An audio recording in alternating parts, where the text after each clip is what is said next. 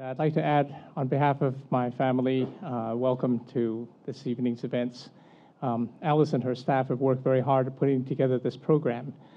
As Alice mentioned, my father passed away last April, and I'd like to publicly acknowledge my uncle Oscar and his wife Agnes, who came up with the idea of endowing a speaker series. And they asked us what topic would be appropriate. And my father had been interested in the alleviation of poverty in rural China for some time. And what he said in his oral history was that he didn't aspire to become the most powerful person in the community or the wealthiest. He just wanted to be somebody who wanted to do his best and be satisfied that he had done his best.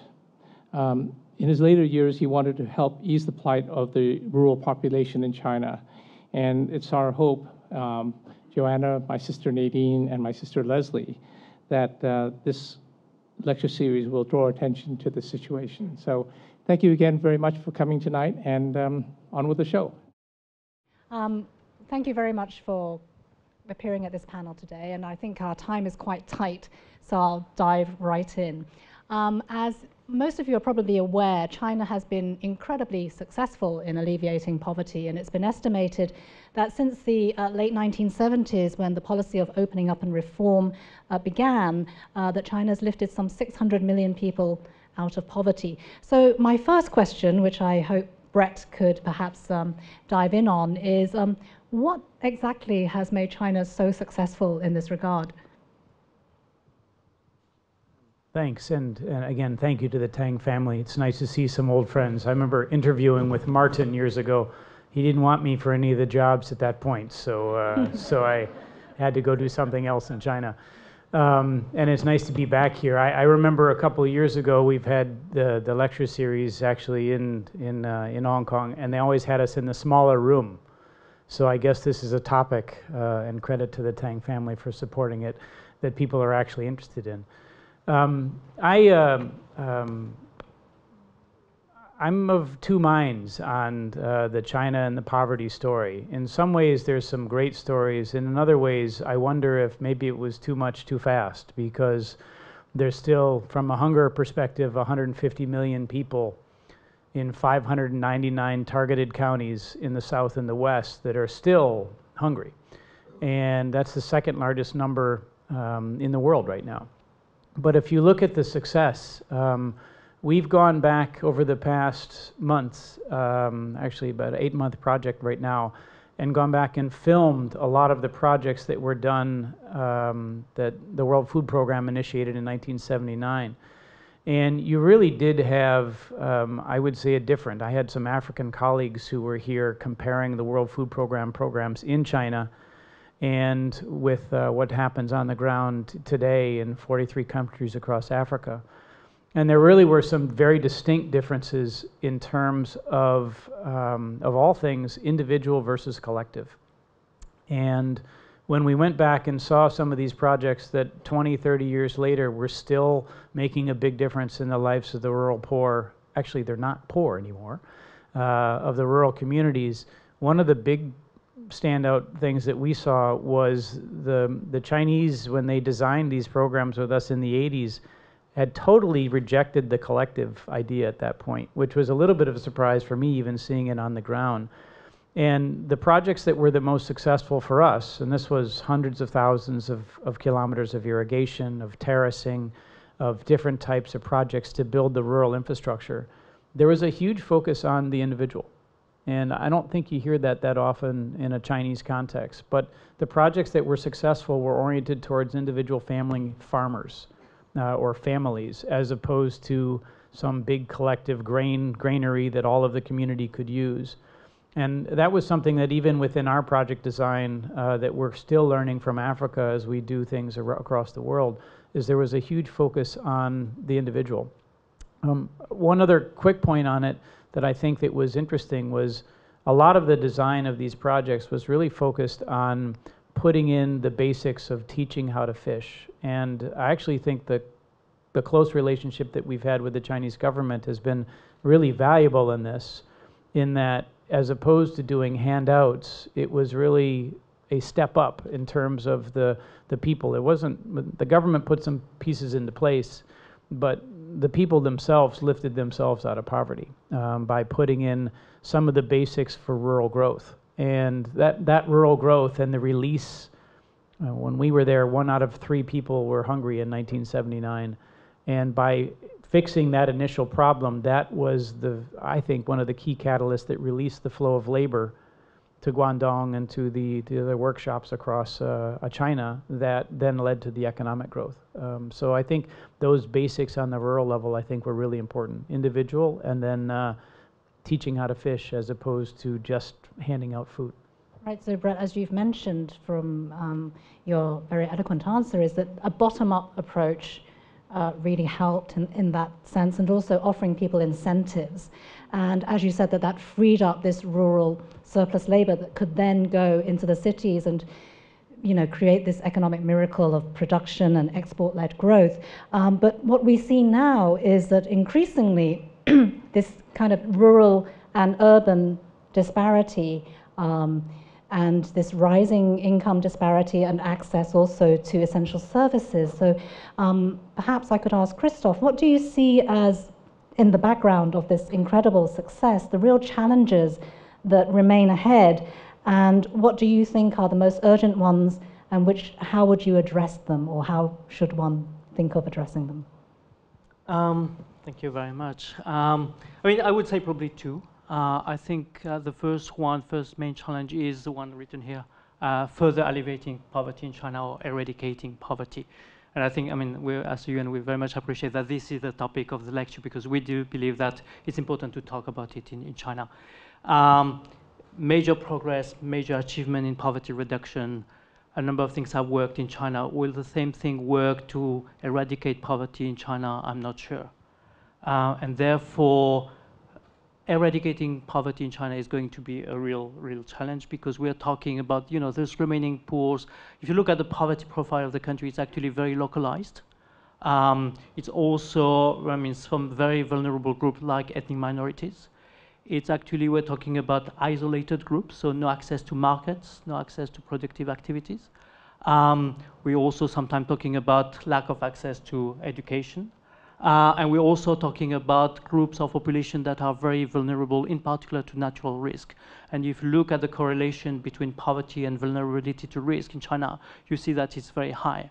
So therefore, finding the ways to actually address those remaining pockets of poverty is going to be a real challenge, and it will probably, you know, call for first different policies, and also, and we'll talk about it, I hope, later on, also a coalition, I mean, alliances between state and non-state actors. So that's the first challenge, further alleviating poverty in China. Second challenge is inequality, and I think at the UN we pay a lot of attention to inequalities. If you look at the trends, I mean, it has really, you know, increased very, very sharply. You may have a slight reduction in the Gini coefficient, which is a measure of inequality over the last 2 years, but still China is considered as a high inequality, I mean, high level inequality country in income. It's very interesting to look at the profile of China. China is a middle income country. It's a high human development country, but it's also high in terms of income inequality. And I think that's something that needs to be addressed, and I think increasingly the government has become aware of the need to address it. Here again, I think we've seen some interesting policies, but probably not enough. So addressing inequality is definitely the second challenge. Right, and in terms of addressing inequality, I think the government has made all the right noises, right? Every Chinese leader has come out and said that they want to address these issues, and they realize that it has huge implications for the country's national security, for further development. But we face some really entrenched problems, right? And one of the ways that the leadership has talked about reducing poverty in China and inequality in China is to spur urbanization. And if we look at the figures, they're quite remarkable. In 1980, the urban population made up 19% of China's population. By 2013, it was 53%, and the aim is to make it 60% by 2020. That's an amazing feat by anybody's standards. But if we look at urbanization, then we will come across a problem that needs to be solved, which is the household registration system or hukou system. How do you view, there have been some reforms, but not enough in this respect. How do you see the hukou system in the way that it impacts on efforts to reduce poverty in China? And any of you? What? Yeah.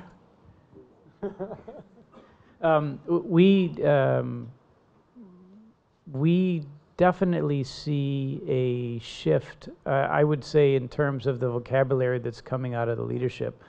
I wouldn't even, when you talk about national security, you can also talk about party security. The party remembers where the revolution came from, and it was the rural communities, and it was the injustices felt there. And there is no way that they are not entirely cognizant that that is where a source of instability is right now for the current leadership. I think you can say the same thing about the environment. They know that that is where the instability is coming from internally, and they will absolutely be looking to address it.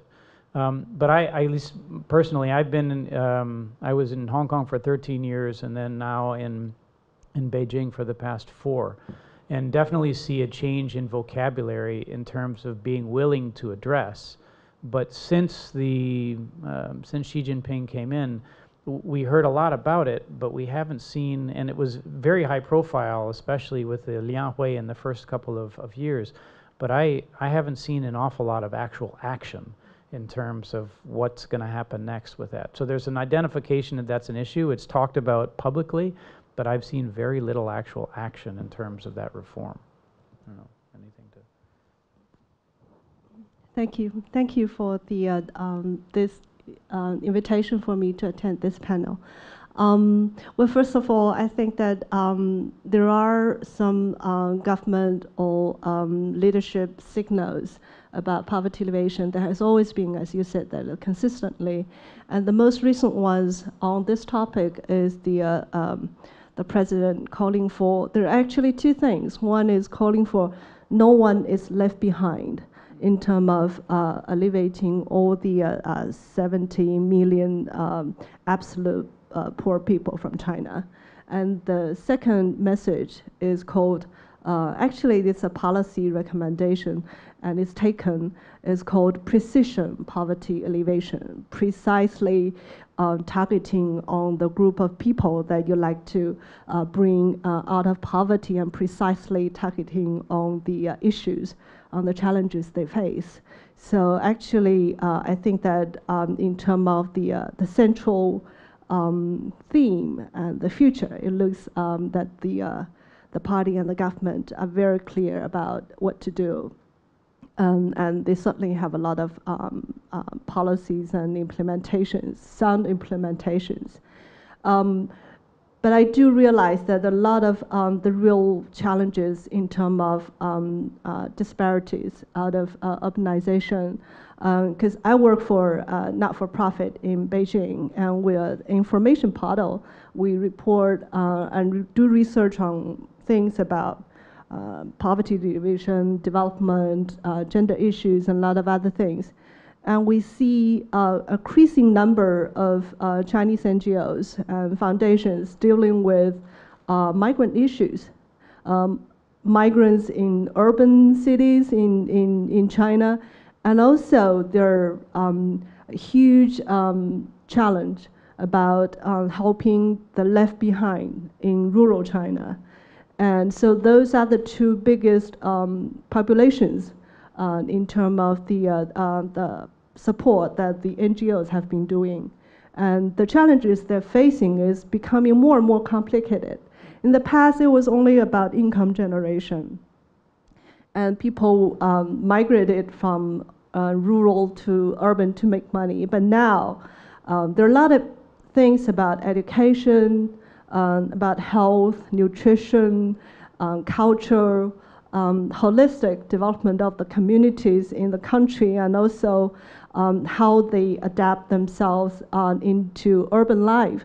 So these are indeed a lot of huge challenges that the NGOs are trying to address, but as usual, and NGOs are very still the lack of resources and the impact is very, very limited.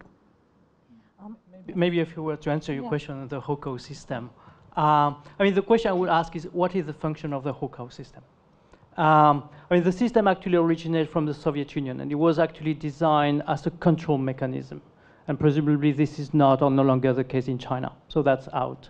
I mean, it could be a system to prevent massive urbanization, in which case, from the figures you gave, it's not really working, so that's out as well. So the way we look at it as a UN, we see the HOCO now basically becoming an instrument of creation of inequalities. And a few years ago, we actually worked with the State Council, we did the research, and we formulated a number of recommendations to basically reform and abolish the HOCO. And you saw some pilot experiment, and I hope they will be actually pushed further. Because what we see in real life is actually families, migrant workers, but also the spouses and the children being deprived of access to health and education because of the HOCO system. And that actually sends us back to the second challenge I was mentioning, which is inequalities. And I don't think that you actually have, I don't think attacking the HOCO system straight on and abolishing it, that's not going to fix the problem. You know, Li Keqiang, before he came into his current role as premier, one of the things that he was responsible for was the rollout of a rural insurance program so that the rural population actually had a safety net in terms of insurance, for health insurance. And so the HOCO, again, I look at, I know some people who think they literally can't get health care in Beijing. They can't pay for it. They really believe that unless they go all the way back to their village. Okay. And if you look at the abolition of income tax in the rural communities, I want to say it was 6 or 7 years ago, that was another effort to, again, start to deal with the disparities urban to rural. So I think they won't attack the HOCO system straight on. They'll never want to admit that that was a bad thing or a thing of control, but to actually put in the supporting mechanisms around it so that it becomes less relevant. Right, but there are still many challenges in the respect of, you mentioned healthcare. Although China has introduced more kind of comprehensive healthcare schemes in the last few years, we do know that it still involves a lot of out-of-pocket expenses and reimbursement of money that people don't have to begin with. So I think healthcare is a good example of how people who've been lifted out of poverty can easily fall back in because of adequate protection. So I just wonder what your thoughts are on this, because we do know that even with these new healthcare systems, the local government, central government, and the individuals pay some money into it, but it doesn't cover anything like enough of the medical expenses. Do you have any thoughts on this? The government now has expanded its medical insurance for rural people, and it's called 新农合. Yeah, that is, I think that has a quite ambitious target, and actually it's doing pretty well. And as far as I know that I've read some materials that there has always been debate about universality and the death of the insurance coverage in terms of health.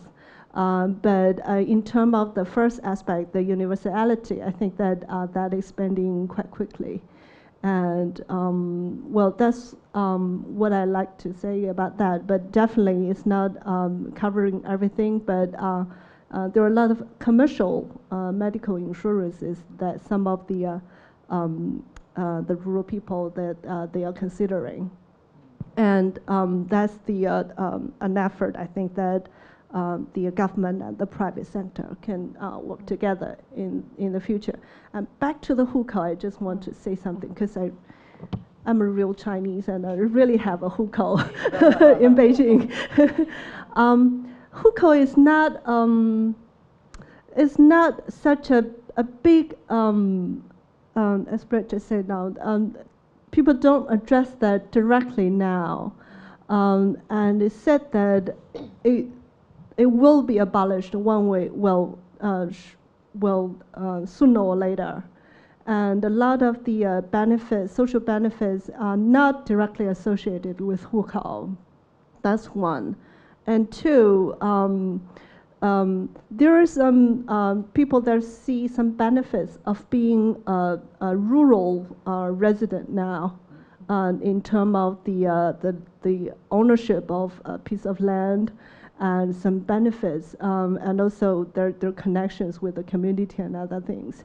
So I would think that this is still something there, but it will be gone. I think that it will happen not very far away.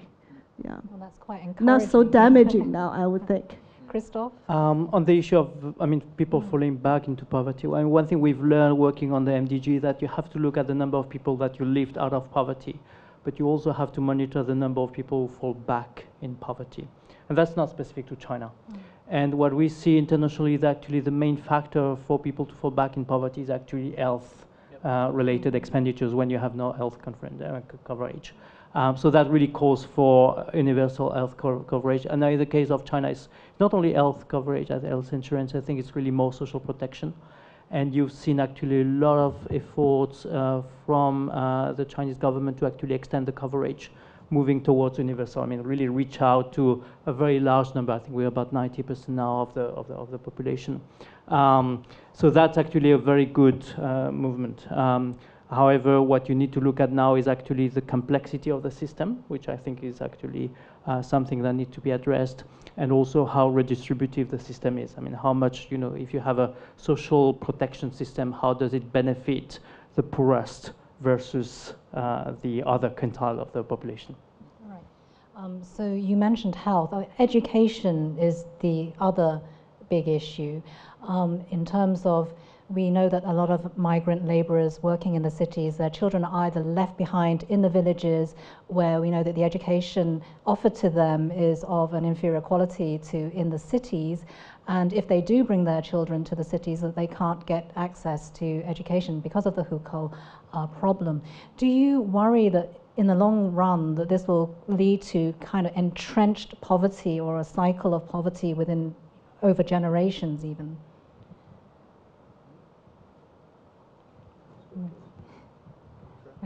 Entrenched? Entrenched, yes. Can you explain? That there may be, if your parents are migrant laborers and you can't get into a good school, and increasingly you're going to need higher levels of education to get ahead and get a stable and good job, that you may have generations of people who remain poor or less well off.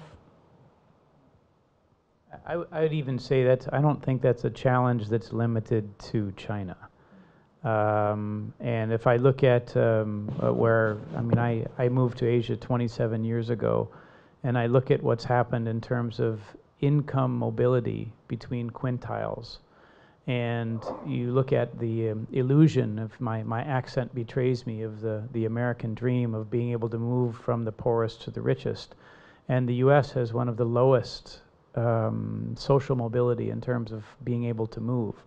And so I guess I look at China, and especially the efforts, and if I focus it on the area that I'm more cognizant on in terms of agriculture, there is an increased focus on several different elements, what the Ministry of Agriculture calls the professionalization of agriculture, because they're trying to make sure that they deal with several different issues. The average age of farmers in China right now is 60. So think of the implications of and 60 in China. 60 in China is like 80 here or in the US. And so you have a huge percentage of these farmers that in the next 10 years are going to die, or at least not be able to productively farm the land. And farming the land in China, again, the Chinese government status of we will produce 90% of our own grain. And in the last meetings, the number one paper every year and beginning of the year is on agriculture. And they ceased last year to actually put a target In the past, it's been 90 to 95% of self-sufficiency in grain, which is market suicide. It's crazy. They should be trading, and they have been trading more actively.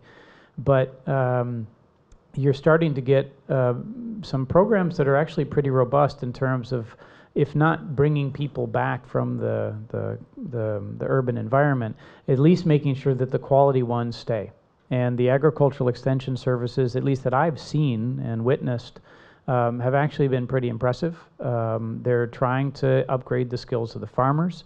There's massive issues, 3 times the use of fertilizer anywhere else in the world, which has massive environmental impact, as well as turning the soil into sand. But there's actually some pretty active programs, and again, these are not programs that I'm responsible for, but I am asked to pass some judgment on, and they've been pretty impressive. And it's to increase the size of the farms, to increase the use of small-scale agricultural implements, so not big combine harvesters that are in Heilongjiang, but out in the rural population. The average size of the farm right now is 0.7 hectares. And so increasing that and increasing the amount of yields is something that they're trying to do to make farming a more lucrative and more interesting profession. The challenge is similar to the hukou. Once you start unraveling the hukou, there's all kinds of different implications. Is that right now the Chinese government, again, as a welfare transfer system, they have a minimum support price for agricultural products, for staple grains. And it's about 15% higher than the average price in the global markets right now. So food in China is actually much more expensive than everywhere else in the world because they're trying to transfer income to farmers. So there's all kinds of, and as soon as you remove that, then you really have some rural unrest. And so it's kind of like peeling an onion. It's like the hukou system. If you do that, then there's so many more implications. And so I guess I look with a system that large and with the humanitarian implications that big, I'm glad that it's not going at, it may seem strange to say about China, it's not going at breakneck pace. It's actually going along at a rather measured pace, and the experimentation at each of the different levels. So you think a steady approach is actually the right way to go? I think there's way too much at risk. Yeah. And if it goes bad, you know, just a simple example, if they have a problem with agricultural harvest in China, if China were to increase its global trade in corn purchases by 5%, that would be 1/3 of the global trade in corn. So the implications we're talking about here are far beyond the borders of China in terms of a global scale, where and that's why I'm saying, thank goodness China is now, they've massively increased their imports of grain. Part of it's to deal with the soil issues that they have. That's another chapter entirely. But their integration into more global markets is a good thing, at least from a food security perspective and the ties that it has to poverty. Interesting you are referring to the issue of social mobility, because if you look at countries with a very different system, take China, take the United States, and a number of European countries, you will see that actually social mobility becoming more and more constraints. And actually what you have is actually inequality based on wealth. This is why you measure not only income inequality, but you measure wealth inequality. And I think that's what, for instance, Thomas Piketty has analyzed in a number of countries, and that applies to China. With respect to education, I think what you need to look at, one is access to education. We talked about it. I think quality of education across the country is another thing, and I think the Chinese people talk a lot about it. The third thing is the adequacy of education. I mean, that is, how well does education prepare to professional life? And we have to remember, I mean, China needs to create 25 million jobs a year, but when you look at the statistics of the education compared to the job you're getting, you see a huge level of discrepancy. And I think that's something that needs to be looked at also, because the profile of the job is going to evolve very quickly. When we talk about shifting the model of growth of China, shifting the profile of the economy, the structure of the economy, that has a number of implications in terms of jobs profiles. That has also a number of implications for education. So that's another issue to look into. So we've heard there are a lot of challenges, every one of them very, very complex, whether it's the hukou system or agricultural reform, all of it very complex.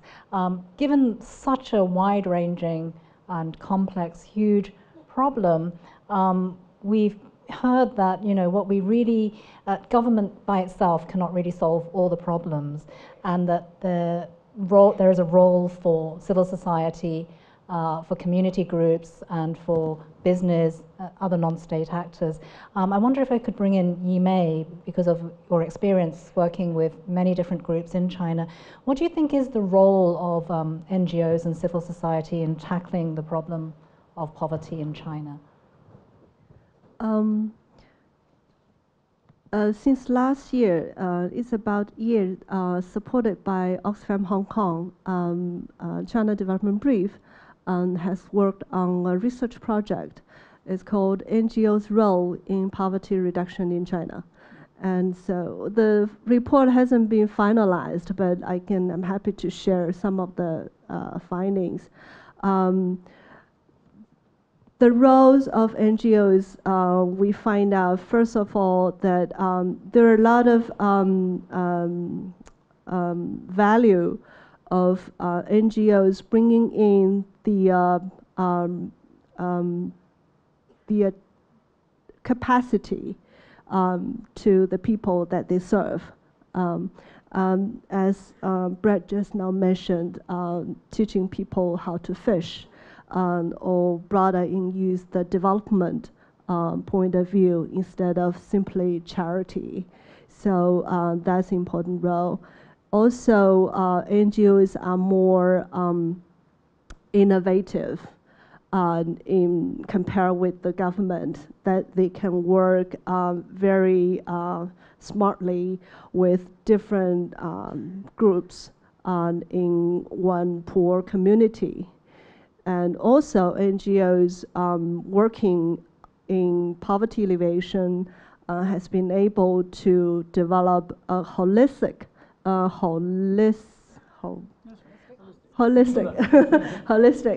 community development, a pattern of that, a working model, which is different from government apparatus where you work by silos, by different ministries and different departments.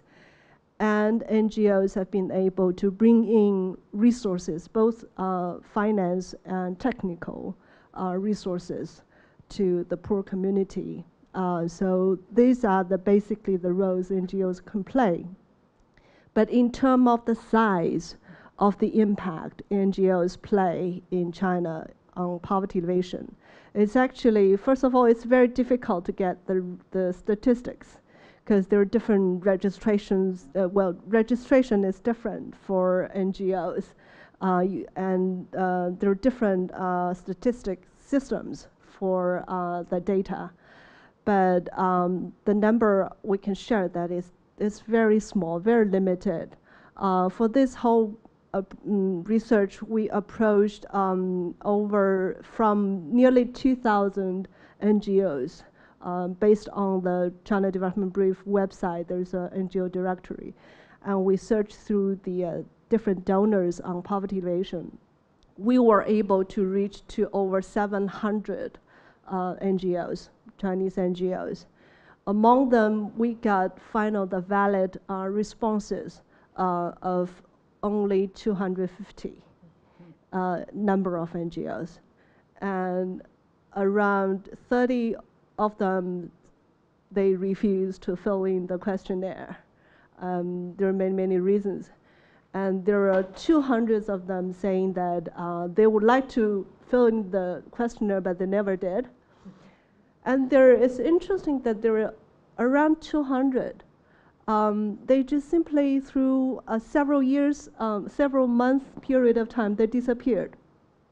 Because we first reached them, they were still there, they wanted to work with us, supply the data, and after several years, at the end of the cycle, we said that, well, where's your questionnaire?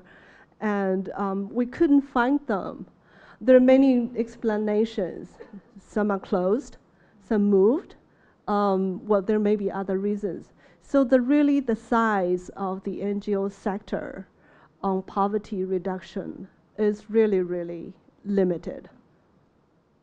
this is the general picture.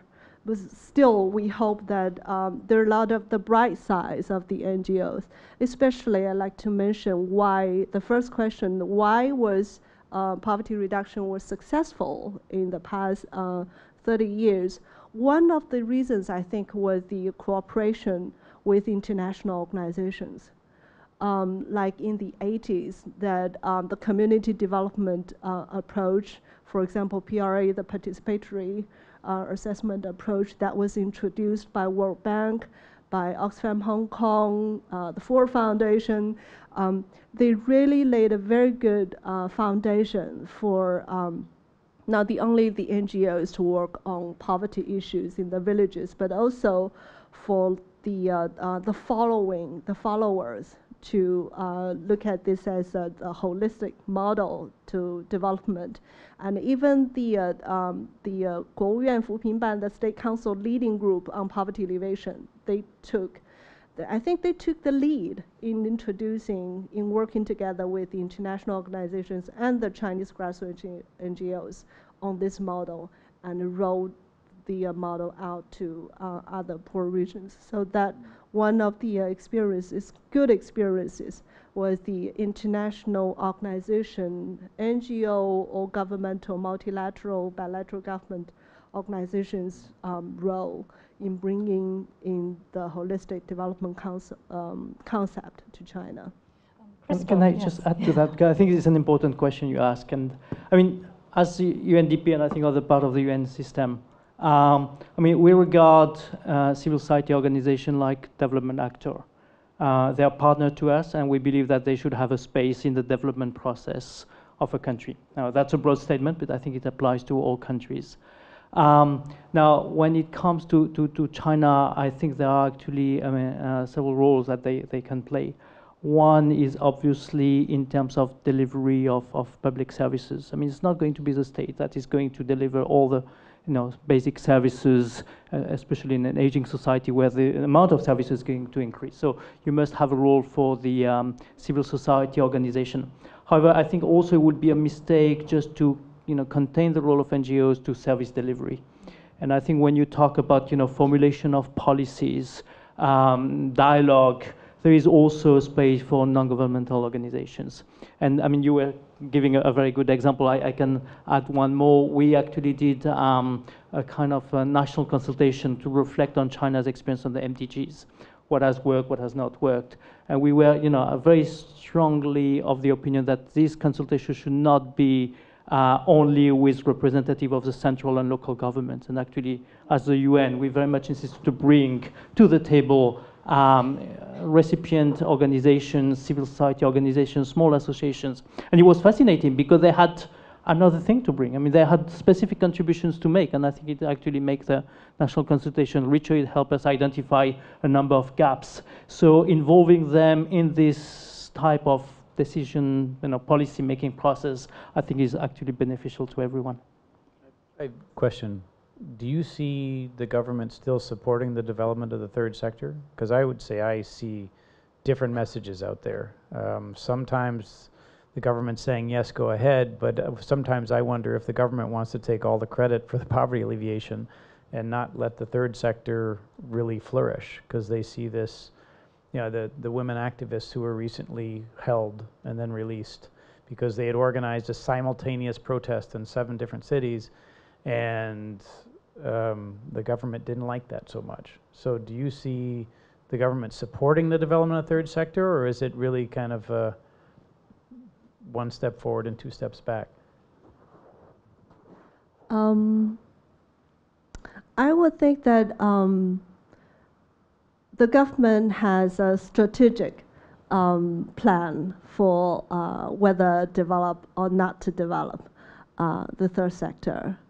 And while you see that there are some setbacks and some problems and crises, sometimes even, the government, on the other hand, is encouraging philanthropies and charities, especially charities, for actually, in the past several years, there were improvements, in terms of encouraging the third sector. One is there is more government contracts. Yep. The government, their policies about making contracts to the NGOs.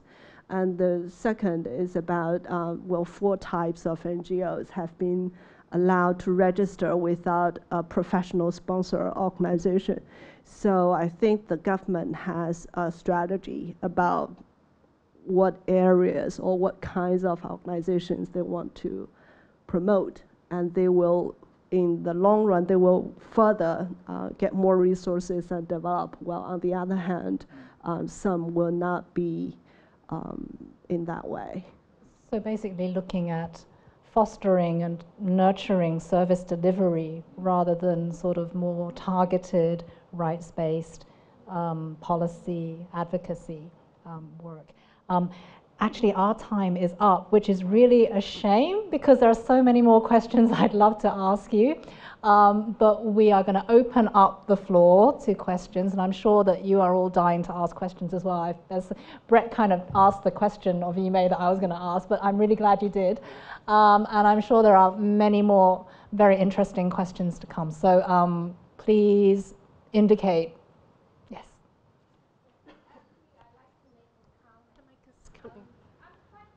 Optimistic and confident about what the Chinese government is doing, because I remember when Xi Jinping took the leadership, he said by the end of his term, he wants the Chinese people's income will be doubled, which means doubled means there will be more middle class.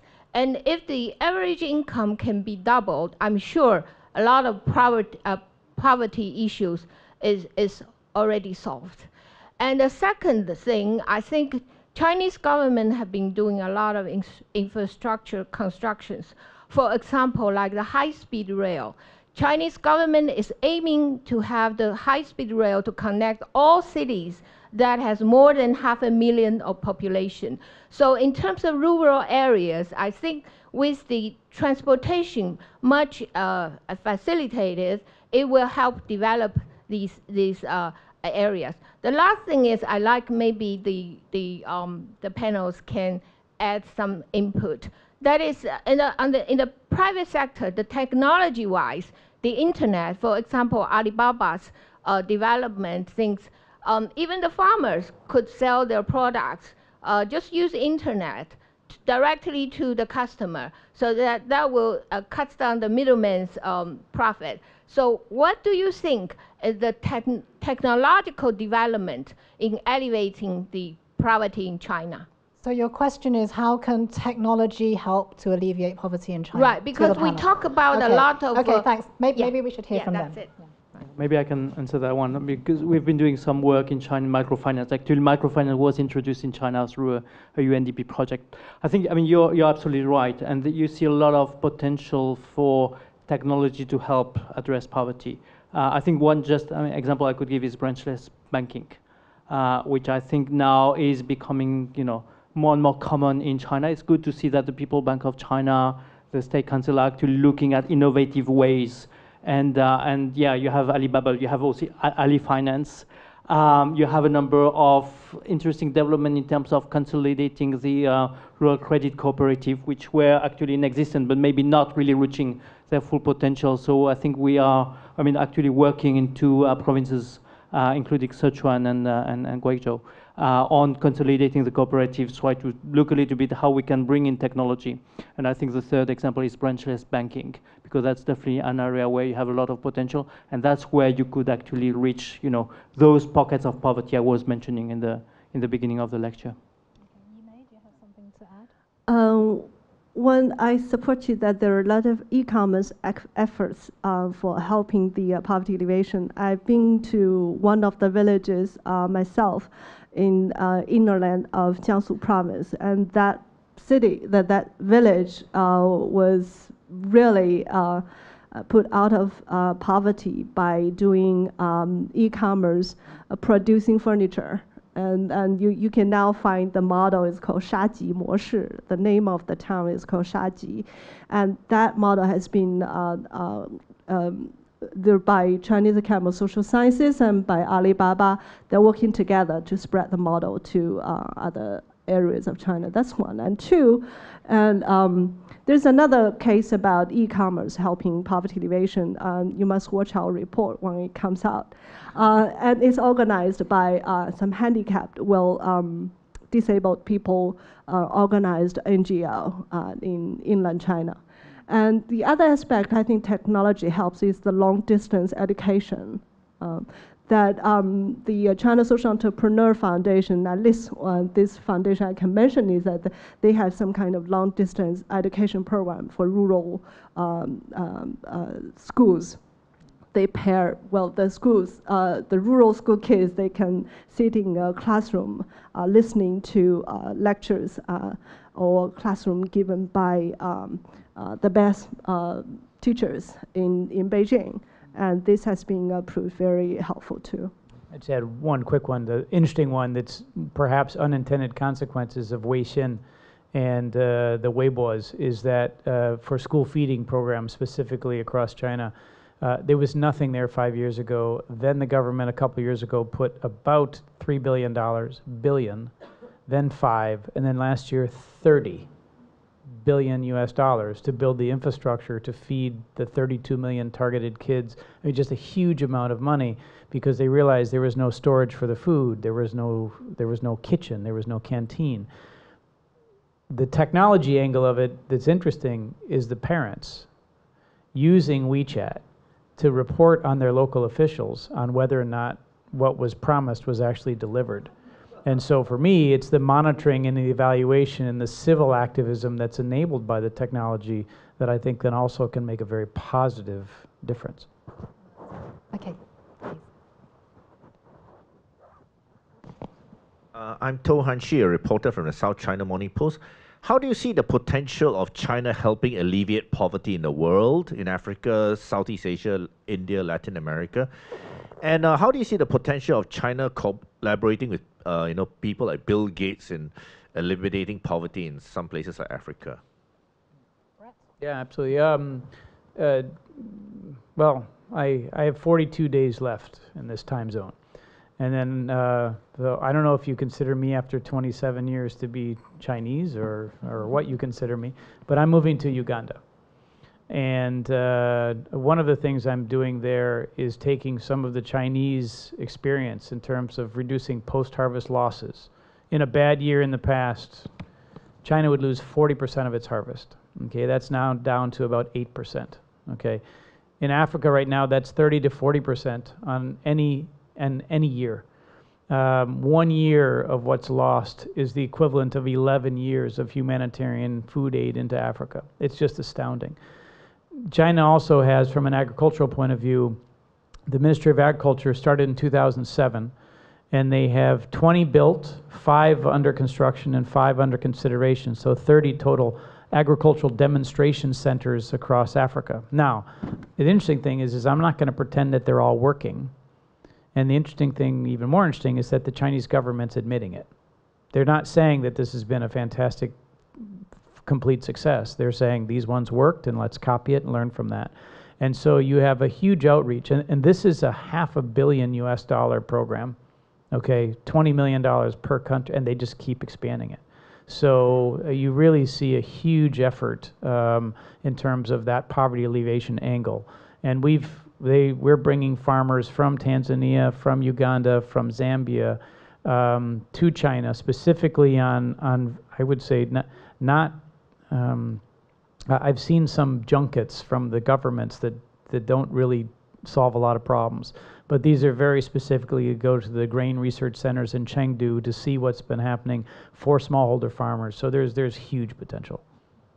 UNDP is also doing some really interesting programs for South-South. We actually engage quite a lot on China foreign aid, and when you look at the figures, I mean, it's growing exponentially. I think a good thing is that it actually prioritizes least developed countries and Africa. Another good thing is that you see increasingly an emphasis being placed on poverty reduction. I mean, China's aid helping poverty reduction, so that's good. I think, I mean, a caveat to that is that what type of foreign aid would be effective in poverty reduction is, I think, a valid question to ask. And we're not talking about just shipment of equipment. And we're talking about something that actually takes probably more into account the local needs.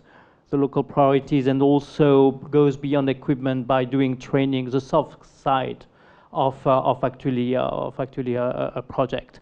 It's actually very interesting. We've engaged with the Chinese in a what we call trilateral project. So it's China, UNDP, and Ghana, and another China, UNDP, and Zambia on poverty eradication project through access to energy. And what was very interesting is that we did it in a kind of innovative way by bringing delegations from Ghana and Zambia to Beijing to have discussions and see, you know, what is available, what they want. And then we do the other thing, we facilitate missions of Chinese experts and officials to Ghana and Zambia to see the reality before the project moves ahead. And I think what is very interesting is that the eventual project, the one that is being now implemented, is quite different from the initial concept that was prepared in Beijing. Last point, I think the answer to your question will probably come in September, because September is where actually leaders of states and government, including President Xi Jinping, will be in New York to actually engage on a new development agenda, sustainable development goals, and as we know, poverty is going to be central to this new agenda. And I think the question is how strongly, how actively will China rally behind this new development agenda? What kind of contribution is it going to make? And that's, I think, something we You have Xi Jinping also showing up at the Financing for Development. You have for the Sustainable Development Goals, and he said he's going to FOCAC, the Forum on China-Africa Cooperation that appears in November in South Africa. So, please. I know one think tank housed at the leading group on poverty alleviation of State Council. It's called IPRCC, International Poverty Reduction Center in China.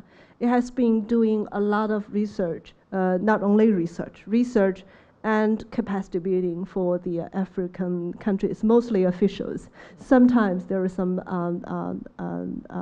other people join the group. And also they travel a lot to Africa to share, mostly I think bilateral work with their African colleagues. And also from the not-for-profit side, and there is increasing interest in bringing charity work to Africa. China Foundation for Poverty Alleviation, they are having their a hospital established in Sudan. Yes, and the Project Help, China Youth Development Foundation, they're building project schools in Africa. And there's some lot of ideas about enrolling their programs, charity programs. What we call the charity and poverty alleviation is a lot of time they're intermingled. It's not just income generation. So there is interest from the Chinese NGOs that they call 走出去, that's going abroad. Yes. So there's a lot happening on this front. Yes. And the Gates Foundation does, they do work on that project at the government level, with the Chinese government level. Thank you. I enjoyed all the comments. Just a question for Brett, though. Sorry, stand up. It's a huge question, but given your comments about self-sufficiency and everything that's happening in urban and rural China, where in 10 years' time, could you sort of give some comments about where you see China's agricultural trade as being? What are we going to be importing a lot more of, and is there possibilities for China to export food as well? China already exports a considerable amount of food, but they do it in a rather interesting way. For example, there's a price disparity between GM corn, which is imported into China at a cheaper rate, and there is corn that is then exported at a more expensive rate. And the GM corn is actually used for most of the products that are actually sold in China. And I should say, I'm a huge fan of GM. I think it's great. There's never, we could go on a little bit about that. But I do think that what is going to happen is China has what they call a red line in terms of 120 million hectares planted. Right now they're at 122. So we talk about urbanization and the impact. There's not a lot more room. Okay. Then last year they came out with a soil report that showed that about 30% of China's arable land has been so contaminated with industrial pollutants that you can no longer grow food on it. And that also, if you look at the drive in terms of what's driving China's exports in terms of, or excuse me, imports of commodity foods, I think that's a big piece. They're already at 80% of their consumption, mainly for animal food, is soybeans, okay? But for everything else, all of the other staples, they want to produce it themselves. And I think increasingly they realize that for the health of their people, with what's happened with industrial pollution, that has not happened. I do think you'll see a huge amount of brownfield recovery, and China will probably become the leader in that type of technology.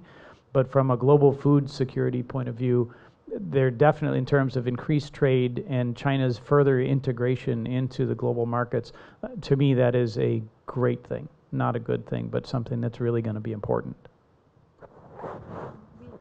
Actually running out of time, but hopefully the organizers will let us take a couple more questions. Yes? In which case, I think, can you put your hands up if you want to ask questions, and we'll take all the questions. So there are 3 hands up. So why don't we take all the questions and then answer them in one go. So there's one there, and there was one here. Yes, okay, so. Good evening here. So I'd like to direct my first question to Christophe. Only one question, I think, because there are 3 questioners. Okay, cool. So the question is, so you mentioned that there are many ethnic minorities in China. I've seen like people who live in the mountains, and it takes them literally days to get to like the closest town, and they have nothing up there, and the education system is falling, and they don't have good teachers in those villages. So how do you make sure that you can lift, or China can lift these people out of poverty, and how do you make sure, because of the rampant corruption in China, how do you make sure that some officials or some local officials wouldn't? That's really 2 questions. Yes. So I think we'll move on to the next person. Okay. Thank you. Thanks. Hi, I would love to hear your insights on whether you've seen a trend in the last few years where NGOs, the government in China, are recognizing that there's a tension between alleviating poverty but slowing down environmental degradation, so that the income, the poverty alleviation aims of today are not actually sacrificing potential income generation for future generations. Albert Park. I'm a professor at Hong Kong University of Science and Technology, and I was a lead international consultant for the last World Bank Poverty Assessment Report for China. And I really endorse this view that Yimei made, that the money that donors and NGOs can contribute to poverty alleviation is really minuscule compared to what needs to be done. And so the idea of being a proof of concept for innovative ideas is really where the contribution has been. I think there are many examples of that, including microfinance, including community-based development, et cetera. But I don't think we've really talked about the things that really do have a quantitative impact on poverty. And the first is, of course, China's official poverty alleviation programs, which are relatively large and are regionally targeted. So I was wondering if people had comments about what they see as ways in which that can be improved. And the other is really macro trends, because our conclusions from studying poverty in China has always been that it's really agricultural growth and macroeconomic factors that contribute most to poverty reduction in China, this 600 million that you described. Our last report kind of concluded that the importance of agriculture, which has always been very correlated with poverty reduction in China, is now much less important than non-agriculture, because now if you go to a poor village, everyone's migrating, right? And if you look at trends for migrant workers, actually wages are going up very fast for unskilled workers, which I think is very promising for poverty reduction. I wonder if you had any comment on how you see the overall macro trends influencing poverty reduction, or if the government can do anything about it. Okay, so we have a question about minorities, a question about tensions between environmental degradation and poverty alleviation, and macro trends. Yes, so would you like to start? Thanks. Well, I'll take the second one. It's an interesting way to put it. I had not thought of that, because what I would think is actually the opposite. It's actually environmental degradation that is accentuating poverty, rather than poverty alleviation degrading the environment. I think there are many sources of environmental degradation, and I think poverty alleviation program account for a minuscule part of it, if any. What we do see actually is that the nexus between environmental degradation and poverty is very important in China. And that's also because, as I was mentioning, it's very localized poverty. I mean, the poor live in, vulnerable areas. They are very sensitive to actual environmental degradation.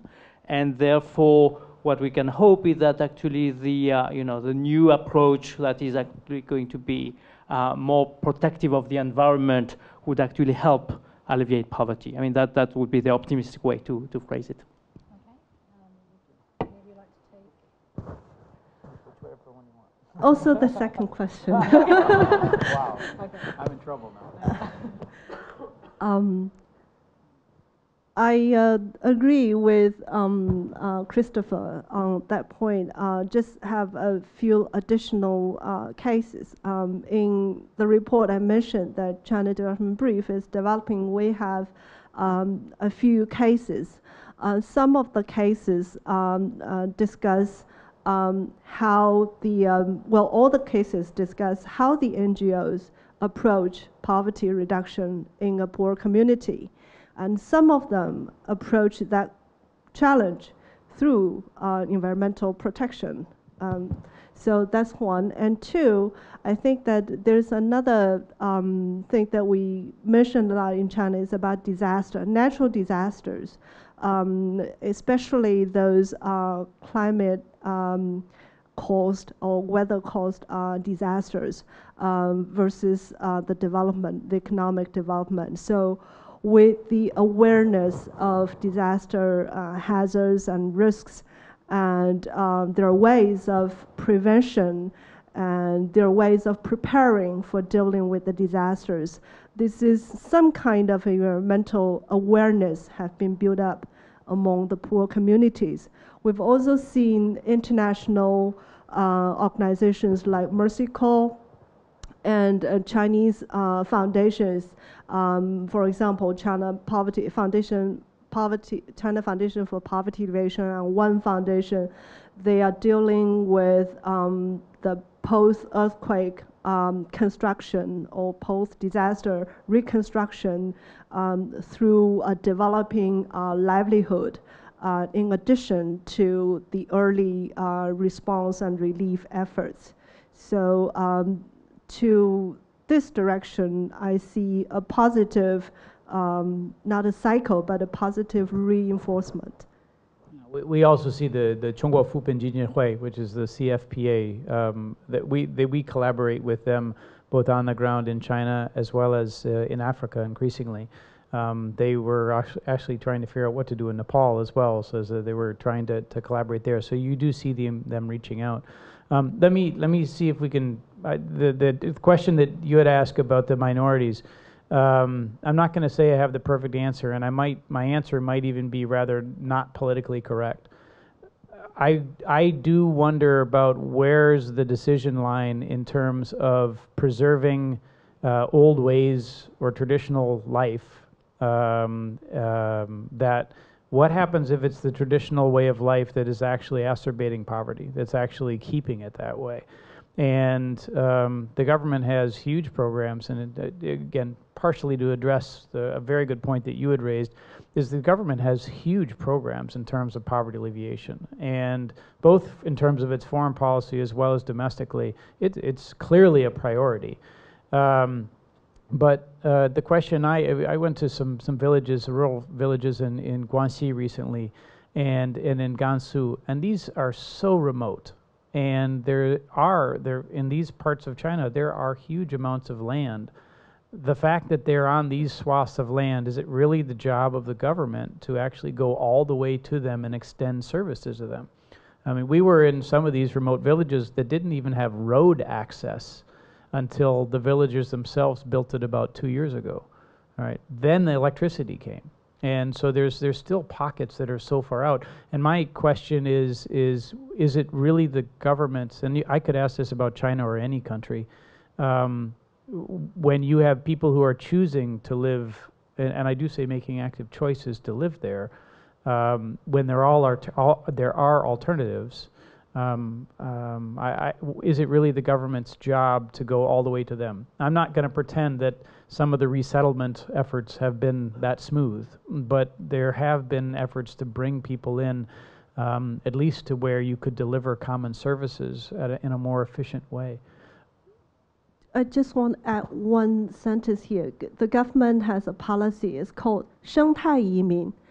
Some of the migrants, they move away from their homeland just because of the bad ecological environment or external natural environment. So the government does have this kind of policies targeting help those 生态移民, the ecological migrants, literal translation. If I could just add, just to finish off on that. So I think something that Christophe had said earlier, and we've all touched on, for me, the question of income disparity is something that's not just faced in China. And you look at the Gini indexes of China and the US, they're actually relatively similar right now. And you look at hunger, specifically from a hunger perspective, I don't know if one of my heroes is right here in the room. Gabrielle, could you stand up, please? So Gabrielle works for Feeding Hong Kong, and the amount of hungry people who are here in Hong Kong is just astounding. I mean, I remember some of the presentations that you had made where you have 1/3 of the elderly that don't have 3 meals a day. So the income disparity questions that we're asking about China and China's growth, and with the massive resources that the government has there and their targeted approach, I think we can also look here, and I, as a permanent resident in Hong Kong, and after having lived here for 13 years, it's not just north of the border. And I think we need to ask some of those questions here about some of these social safety nets here, because the amount of hungry in Hong Kong is astounding, and you'd never know it by looking at these beautiful surroundings. So when we talk about poverty alleviation in China, I'll call it the greater China in this case, and I don't think that we should forget what's happening here in Hong Kong. Okay, thank you very much. Does anybody have anything to add to any of those questions? No? If not, it's a fascinating discussion. I wish we had more time. So many more questions. It's a vast topic, and a lot of the issues, as Brett pointed out, in fact affect all nations everywhere globally, and a lot of food for thought. Thank you very much for your insights and for taking those questions, and thank you also very much for your questions.